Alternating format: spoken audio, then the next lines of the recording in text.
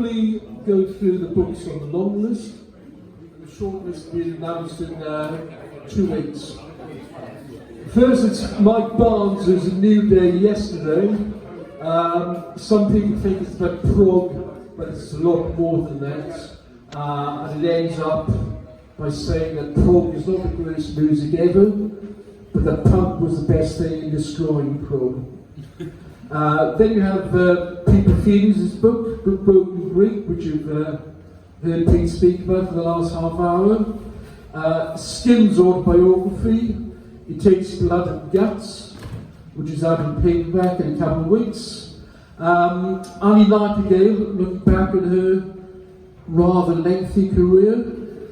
Hey, hi, hello.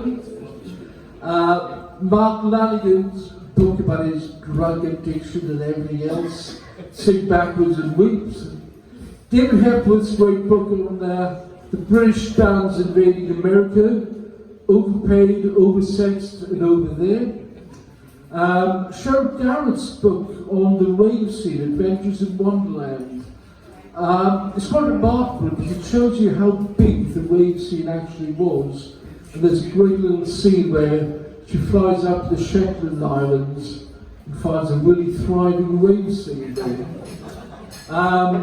Jimmy Page's wonderful book, Anthology, which for 30 quid is remarkably cheap if you ever see the book. Loads and loads of photos. Jimmy goes into the early tours of Led Zeppelin and the Yardbirds, how when he was in the Yardbirds he came across this rather wonderful band in New York called the Velvet Underground. The first thing he did was get the Yardbirds to cover I'm Waiting for the Man.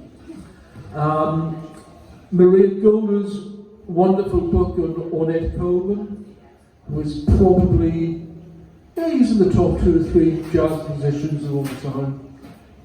The Holy Trinity are probably Miles from Crane and Ornette. Well, that's what I think. You then have Robin Turner's book on the history of Heavenly Records, Believe in Magic. Stephen Morris's follow-up to his book on Joy Division.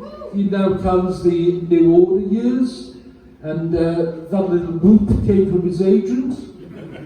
And finally, Dylan Jones. Yes, he might be a friend of Piers Morgan and David Cameron and dodgy people like that. But his book on the New Romantics called Sweet Dreams is actually quite good. So those are the 12 books. Only quite good though. Will that make the shortlist?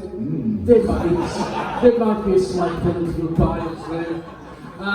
Anyway, the 6 books that will make the shortlist will be on the internet in about 2 weeks, and the winner will be crowned at Larne on October the 3rd, and the next one will be very, very soon. You won't have to wait 18 months for it again.